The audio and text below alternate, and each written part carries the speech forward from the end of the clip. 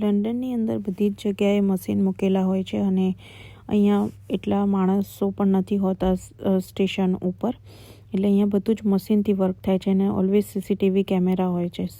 અહીંયા help point છે, જેમાં અગર તમારે ઇમરજન્સી સર્વિસ જોતી હોય યા તો પછી ઇન્ફોર્મેશન જોતી હોય કે તમે અહીંથી મેળવી શકો છો. આ મારી એલિઝાબેથ લાઇન આવી ગઈ છે, જેમાં હું એલિઝાબેથ લાઇનમાં ઇલ્ફર્ડથી વ્હાઇટ ચેપલ જઈશ, બિકોઝ આજે હું જઈ રહી છું ક્રોયડન સાઈડ ફરવા માટે. સો એલિઝાબેથ લાઇન વ્હાઇટ ચેપલ જાય છે, બિકોઝ આ સ્ટેશન ઉપર ઓનલી આ એક જ સર્વિસ ચાલે છે જેનું નામ એલિઝાબેથ છે. હવે આને પ્રેસ કરીશું એટલે ઓપન થશે ડોર, બિકોઝ આમાં ઓટોમેટિક ડોર તો છે, બટ ઇફ તમારે અંદર કોઈ પેસેન્જરને જવું આવું ના હોય ત્યારે એ ડોર ઓપન નથી થતો, તો તમારે પ્રેસ કરવો પડે છે. આ એલિઝાબેથ લાઇનનો અંદરનો વ્યૂ છે, જે આખી જ સેન્ટ્રલ એસીવાળી ટ્રેન હોય છે. હવે હું પહોંચી ગઈ છું મારા ડેસ્ટિનેશન ઉપર, એટલે કે વ્હાઇટ ચેપલ, જ્યાંથી મારે બીજી ટ્રેન બદલવાની છે, બિકોઝ ડાયરેક્ટ સર્વિસ નથી, 2 ટ્રેન બદલવાની હતી. હવે હું જઈશ ઓવરગ્રાઉન્ડ સર્વિસ લેવા માટે. અહીંયા એક સ્ટેશનથી બીજા સ્ટેશન જવા માટે એસ્કેલેટર હોય છે, બિકોઝ એલિઝાબેથ લાઇન એ માઇનસમાં ચાલતી હોય છે. હવે ઓવરગ્રાઉન્ડ લાઇન લેવાની છે, એટલે ઉપરની તરફ જવાનું છે. તો અહીંયા એક સરસ એવો નિયમ છે કે તમારે અગર ચાલવું નથી અને તમારે ઊભું રહેવું છે, તો તમારે રાઈટ સાઈડ જ ઊભું રહેવું, લેફ્ટ સાઈડ કે વચ્ચે ઊભું રહીને બીજાનો રસ્તો રોકવાનો નહીં. અગર કોઈને ટ્રેનની જલ્દી હોય તો એ લોકો સીડી ચડીને પણ જતા હોય છે અને અમુક લોકો ઊભા રહીને જતા હોય છે. લાઈક તમે જોઈ શકો છો કે અમુક લોકો સીડી ચડી રહ્યા છે, તો એ બધા લેફ્ટ સાઈડથી ચડશે અને જેને ઊભું રહેવું છે એને રાઈટ સાઈડ જ ઊભું રહેવાનું. હવે જો આ લોકો ફાયર સેફ્ટીવાળા છે કે એ ઓલવેઝ અહીંનું ફાયરિંગ બધું ચેક કરતા રહેતા હોય છે કે જ્યારે મોટી ઉપાધિ ના થઈ જાય, કેમ કે બિકોઝ આ ઓવરગ્રાઉન્ડ ને અંડરગ્રાઉન્ડ સ્ટેશન હોય છે. હવે અહીંયા હું ટ્રેનની રાહ જોઈ રહી છું, મારી બીજી ટ્રેન જે આવવાની છે. તો આવી ગઈ છે મારી બીજી ટ્રેન, જે સર્વિસનું નામ છે ઓવરગ્રાઉન્ડ.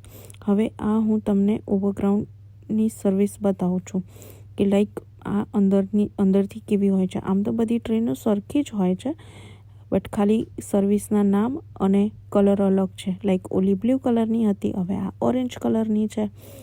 હવે રેડી ટુ ડિપાર્ટ છે, એટલે ઓટોમેટિક દરવાજો બંધ થઈ ગયો અને ફાઇનલી હું પહોંચી ગઈ છું મારા સ્ટેશન ઉપર કે જ્યાં મારે જવાનું હતું.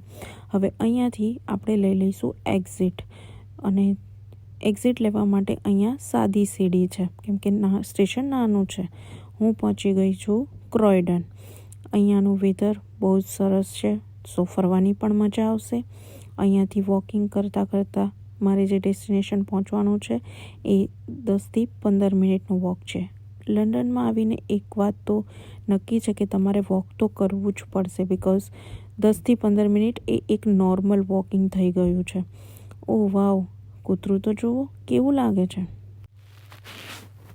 આ તમને જે ગ્રીનરી દેખાય છે એ કોઈ ગાર્ડન નથી, બટ કહેવાય છે કે જ્યારે સેકન્ડ વોર વાર થયું હતું તો આ એની બધી યાદો છે. લાઈક બધાની ડેડ બોડી અહીંયા આગળ દાટવામાં આવી હતી, એ આ પ્લેસ છે. મને હિસ્ટ્રીમાં ઇન્ટરેસ્ટ નથી, બટ આઈ ડોન્ટ નો. ક્રોયડનની અંદર અમે એક રિલેટિવના ઘરે આજે રોકાવાના છીએ, તો અમે આજે જઈ રહ્યા છીએ પ્રાઇમાર્ક શોપિંગ કરવા માટે.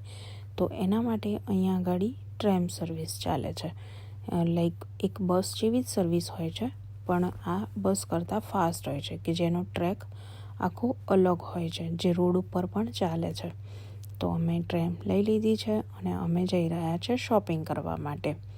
તો આ ટ્રેમની સર્વિસ હું તમને બતાવી રહી છું. અમે પહોંચી ગયા છીએ પ્રાઇમાર્કની અંદર અત્યારે સમરનું કલેક્શન બહુ જ સરસ આવ્યું છે. અહીંયા આગળ સિઝન પ્રમાણે તમારે કપડાં લેવા પડે છે, લાઈક વિન્ટરના અલગ, સમરના અલગ, બિકોઝ અહીંયા બહુ જ ઠંડી અને બહુ જ ગરમી પડે છે. તો ચલો આજે આપણે હવે સમરની તૈયારી કરી લઈશું, બિકોઝ અહીંયા 20 ડિગ્રી તાપમાને પણ બહુ જ ગરમી લાગતી હોય છે. ઓકે, તો કોટનનું કલેક્શન પણ બહુ સરસ છે, તો લઈ લઈશું થોડા કપડાં. ઓ માય ગોડ, આ બેને શું લગાવ્યું છે માથામાં?